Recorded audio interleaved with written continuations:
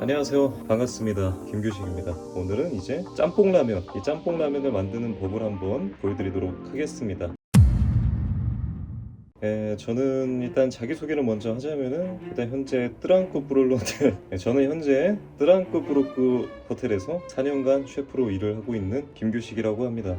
이렇게 영상을 찍게 된 이유는 많은 구독자분들이 이제 요리하는 영상을 좀 올려달라라고 하셔서 많은 분들이 성원에 힘입어 오늘은 이제 짬뽕라면, 이 짬뽕라면을 만드는 법을 한번 보여드리도록 하겠습니다. 자, 일단 재료 소개 먼저 해드리자면은 가장 중요한 라면이겠죠. 저는 이 틈새 라면을 사용을 했습니다. 왜 틈새 라면이냐? 우리 자취생 하면은 또 뭡니까? 돈을 아껴야죠. 이 한 끼에 먹는 이 음식에 들어가는 돈이 그렇게 많이 들어가면 안 돼요. 그래서 이 짬뽕 라면에서 사실 굉장히 중요한 게 청양고추인데, 이 틈새 라면을 쓰시면은 청양고추가 필요가 없다. 왜냐? 청양고추를 넣지 않아도 충분히 칼칼하기 때문에. 그리고 뭐 야채들 보시면은 이제 대파와 양배추 그리고 양파, 이 정도는 뭐 우리가 아무리 자취생이라고 해도 냉장고에 다 있는 재료들이죠. 사실 이 정도 들어가면은, 이 재료비면은 너무 비싸지 않냐라고 하시는데, 이 재료들 사실 한 3분의 1, 5분의 1 덜어낸 거지, 이 정도 야채를 사면은 요리 한 4-5번 해먹거든요. 그것까지 다 생각을 하면은 오늘 한 끼 그렇게 많은 재료비가 들어가지 않았다는 점. 그리고 짬뽕 라면에서 제일 중요한 고기죠. 자, 고기는 누구나 아무리 자취생이라고 해도 누구나 냉장고에 조금씩 남아있는 한우 양지를 사용하도록 하겠습니다. 뭐 항정살 같은 이 기름진 부위를 쓰는 게 사실 제일 좋지만 아무래도 제 집에 남아있는 게 소고기밖에 없더라고요. 일단은 재료 손질 먼저 해보도록 하겠습니다. 이 많은 분들이 요리를 하실 때 칼질을 굉장히 어려워하시는데 저도 좀 어렵습니다. 지금 뭐 어떻겠습니까? 하나씩 천천히 해야지.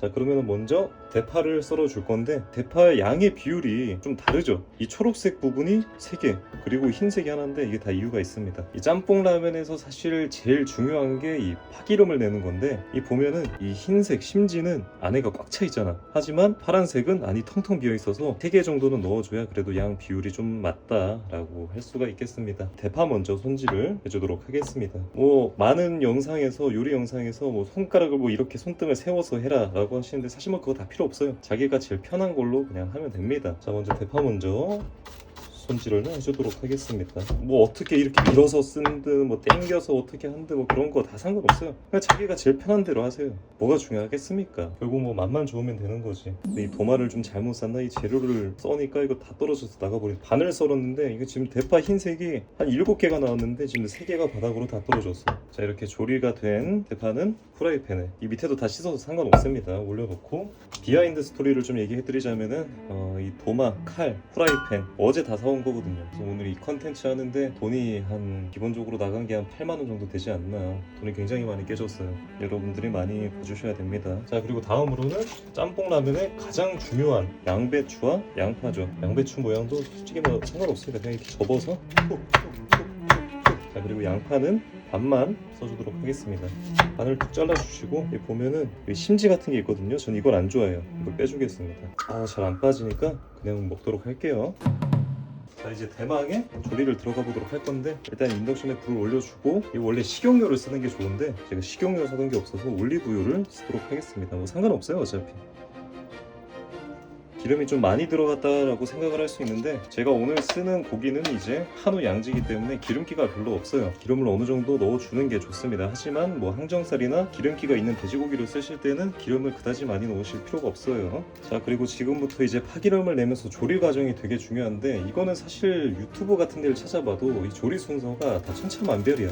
뭐 고기 먼저 볶다가 뭐 이거저거 다 넣는 사람이 있고, 파기름을 먼저 넣고 뭐 고기를 넣고 있는 사람이 있고, 뭐 솔직히 뭐 다 상관없어요. 근데 저는 파기름을 먼저 내고 고기를 볶고, 그 기름에다가 이제 야채를 볶고 고춧가루를 넣고 간장을 넣고 하는 게 저는 좀 더 괜찮더라고요. 그리고 우리 레벨에 맞춰서 나무젓가락, 이 자취생들, 다른 분들은 어떠실지 모르겠는데 저는 이 나무젓가락 굉장히 애용합니다. 왜냐, 항상 말했지만 저는 설거지를 너무 싫어하기 때문에, 뭐 지구온난화 이렇게 말하실 수도 있는데, 뭐 그렇게 말하면은 나무젓가락을 왜 팔아요? 쓰라고 만들어 둔 건데, 뭐 그런 말 꺼내면은 어떡하겠어. 나무젓가락 만드는 뭐 제조업체 같은 것들은. 자, 기름이 어느 정도까지 볶아주냐, 양파가 이제 양파가 색이 좀 변해서 살짝 탄 색깔이 날락말락 약간 살짝 크런치한 느낌이 날 때까지 볶아주시면 됩니다. 이 파기름, 이 중화 요리에서 제일 중요한 게 파기름입니다. 우리가 생각하는 그 중화 요리 맛들은 사실상 다 이 파기름에서 나오는 맛이거든요. 이 정도 볶았으면 이제 여기 누구나 냉장고에 있는 남은 한우 양지를 모두 넣어주겠습니다. 우리 혼자 처먹으니까 많이 넣으면 더 좋겠죠? 돼지고기 쓰는 게 더 좋습니다. 왜냐 이제 소고기 같은 경우에는 너무 조리를 오래 하면은 솔직히 좀 뻑뻑하고 그럴 수 있어서 돼지고기 쓰는 게 더 좋다고 생각해요. 짬뽕 같은, 그리고 우리 자취생 분들은 항정살을 쓰는 게 제일 좋지 않나. 항정살을 쓰면은 기름이 많이 나와서 식용유를 따로 안 써도 되거든요. 자, 보시면은 이제 기름과 고기에서 나오는 것 때문에 이제 색깔이 좀 바뀌죠. 자, 그리고 여기서 이제 야채들을 다 넣어줍니다. 어우, 이게 안 쏠렸네? 요리는 과감하게 판단을 해주시는 게 좋아요. 자, 그럼 이제 여기서 중요한 고춧가루를 넣어줍니다. 뭐 고운 고춧가루, 굵은 고춧가루 다 상관없습니다. 너무 많이 안 넣어주셔도 돼요. 왜냐? 우리는 스프를 넣을 거기 때문에. 자, 그럼 이제 여기서 제일 중요한 간장을 넣어줍니다. 간장 뭐 얼마나 넣어요? 라고 하는데 적당히 넣으시면 됩니다. 간이 이 모두에게 완벽하게 맞출 수가 없어요. 기준이 99명이 맛있다고 하더라도 한 명이 짜다라고 할 수 있고 싱겁다라고 할 수 있기 때문에 본인 입맛에 맞추는 게 제일 좋지 않나 라고 생각해요. 아예 간장을 이렇게 조금 뿌려줍니다. 자, 그리고 여기서 좀 갈리는 게 있는데 저는 여기서 스프를 먼저 넣습니다. 프레이크는 안 쓸 거예요. 이게 인덕션을 쓰면은 물기가 좀 많을 때 스프를 미리 넣으면은 수분이 좀 잡히고 고추기름이 좀 더 잘 나와요. 그리고 볶으면서 하지 마세요. 이렇게 좀 딴 데 내려놓고 어느 정도 섞어준 다음에 기름에 이 스프가 좀 어느 정도 배게 한 다음에 올려주셔야 덜 탑니다. 어느 정도 섞였으면은 이제 인덕션을 올려주고. 왜 이렇게 미리 하냐면은 고기의 맛이 좀 돼야 돼. 이게 스프를 나중에 넣는다? 그러면은 면 익는 속도 때문에 이 고기가 사실상 좀 밍밍하거든요. 그래서 저는 스프까지 같이 미리 넣고. 그럴싸하죠? 자, 이렇게 볶아주고 좀 내려놓고 이제 물을 가져옵니다. 자, 우리가 보통 라면을 조리할 때 페트병 하나만 넣으면 된다고 하는데 이 짬뽕 라면 같은 경우에는 한 병을 넣고 나서 물을 조금 더 넣을 거예요. 자, 여기 이제 한 병을 그냥 다 부어주면 됩니다. 왜냐? 우리는 볶을 때 간장이 들어갔으니까 조금 더 짤 수 있다는 말이에요. 하지만 그 물을 지금 벌써 넣냐? 아니죠. 마지막 조리가 완성되기 1분 전에 넣도록 하겠습니다. 왜냐? 일단 먼저 한 개 분량의 물을 맞춰놓고 라면을 한 반에서 조금 더 익히고 그렇게 해서 짠맛이 면에 확 배게 한 다음에 마지막으로 물을 넣어서 국물의 간까지 맞추는, 이게 처음부터 물량을 잡아놓고 하면은 이 면 자체의 맛은 조금 슴슴할 수 있거든요. 이제 국물 한번 딱 보시면은 이 짬뽕 색깔, 우리가 흔히 알고 있는 그 짬뽕 색깔이 나오죠. 아이 존나 안 끓네 진짜. 사실 자취생이라면은 딱 이 정도까지 해놓고 이제 나가서 담배 한 대 피고 딱 들어오면은 물이 알맞게 끓고 있거든요.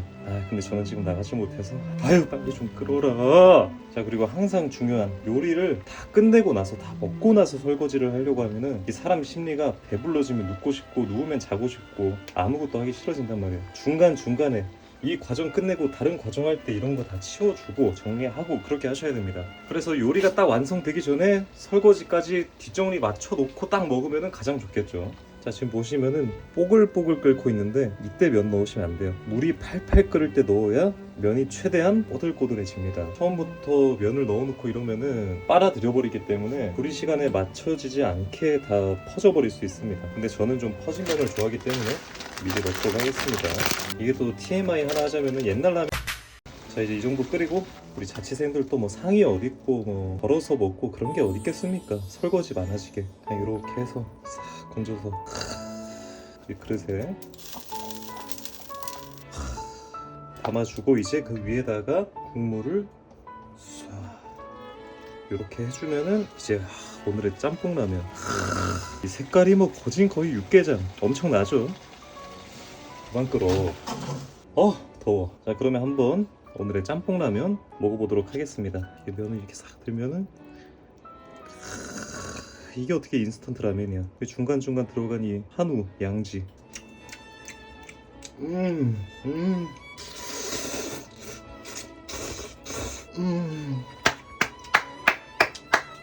인스턴트 라면의 맛이 아니야. 아 진짜 완벽합니다. 아 그리고 제가 지금 아이폰으로 촬영을 하고 있기 때문에 뭐 화질이나 마이크 같은 게 고르지 못하는 점 양해를 부탁드리고, 카메라 협찬, 뭐 주방 도구, 식재료 협찬 받습니다. 요 밑에 이메일로 보내주시면 좋을 것 같습니다. 자 그리고 마지막 한 입 먹고 영상 끄고 맛있게 먹도록 하겠습니다.